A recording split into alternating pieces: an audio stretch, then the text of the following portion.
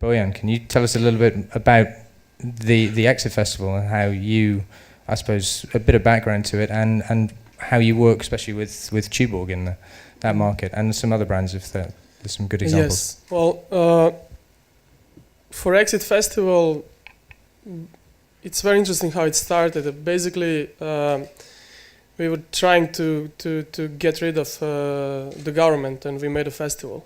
The first festival lasted for 100 days, and it was really a very, very social project. And if you take a look at it today, now 10 years later, I think that we still really need to keep close to this social dimension of the festival and the grassroots and how it started, and we want to maintain this story of social involvement. When Tuborg came on board, we really, I must say, made a synergy of two brands. When we were discussing the best ways to present at the festival, pretty much it all came up to added values.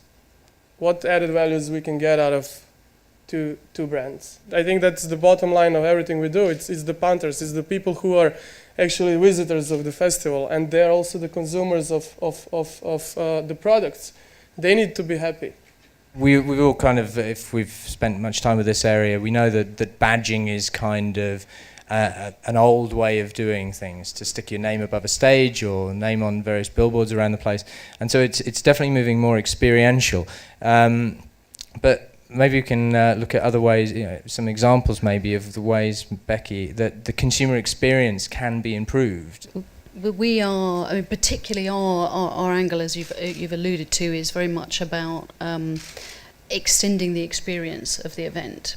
With an event we've just done in Singapore, we created a television special that came out of that allowed people to choose what their favourite songs were, favourite performances from the event, and those went into the television show. And then that got showed out not actually just in Singapore, but actually around, I think we had 63 countries around Asia and Southeast Asia and Australia that could then see what happened at the event. So it's sort of for us about extending the experience of the event for the consumer, and I think that's we find for brands as well that is definitely something that makes it work harder when they're thinking about a campaign. So particularly in that instance, actually it wasn't an FMCG brand. In that case, we actually worked very closely with the Singapore Tourist Board. I think one of the great things about the live consumer, the fan, from a marketing perspective, is they are already primed. When they're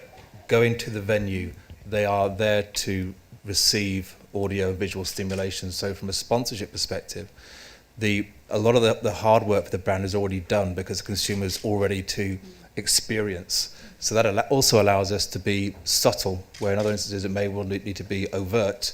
With our consumers, a lot of benefits to the brands are the subtlety of their message and the communication of their absolute product identity. Which markets do you think, or maybe it's even territories, do you think are most exciting at the moment? Do you think that it's worth looking at more the mature markets or the developing markets? Would that be of more interest? If you take Tuborg, and if you take music, we of course are using all the experience we gained from Western Europe, which is quite a mature music market, and we use that experience within emerging markets such as Eastern Europe.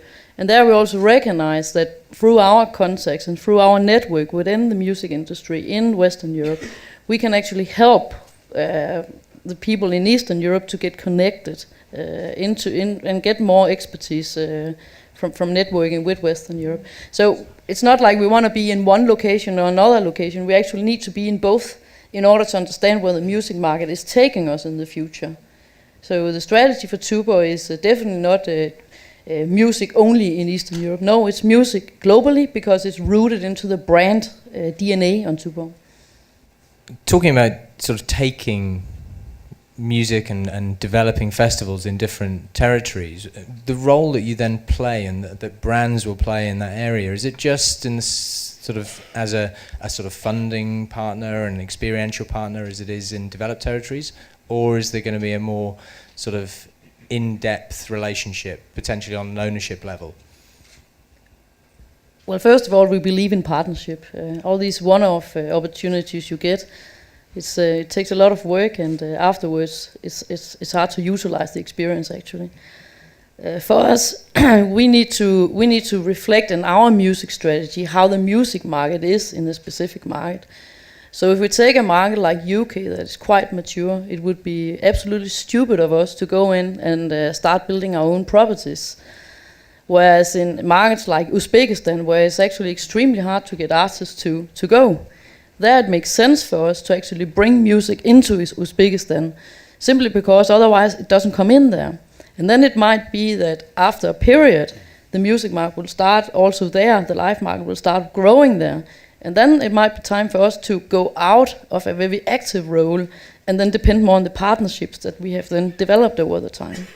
I think that's a good way of putting it, that we have to think globally because we have global brands, right? So, but we have to be very reflective of the conditions in the local market and how mature it is. And so, you know, in certain bigger markets, it may be just enhancing the tour experience or, you know, leveraging that. In other markets, and this is something I think it's our collective responsibility to look at ways that we can align the resources that we have to create a great market for connecting fans with bands that they love in a live experience. And I think it's going to take collaboration across all of the players in this ecosystem to really expand that opportunity. I mean, we're seeing enormous consumption and activity around music in many, many emerging markets where there isn't a mature live business. And so for us, from our standpoint, we would love to see a more robust live entertainment environment in some of those markets. And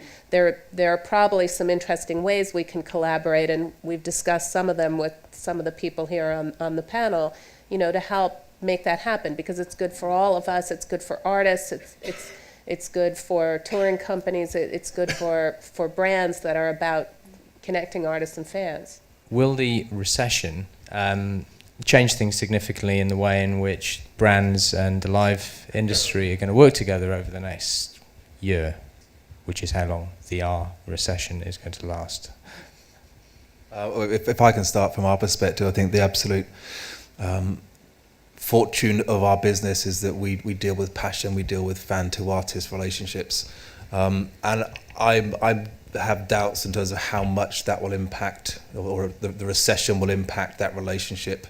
I think as long as we put the right artists in the right places at the right kind of ticket prices, then I don't think there will be a significant impact. I think that, you know, we'll see 6 months down the line that, you know, there will be some form of impact, but I think because we're dealing with such an emotional connection, I think our view is we like to hope that we'd remain robust through a recession because of the nature of our business.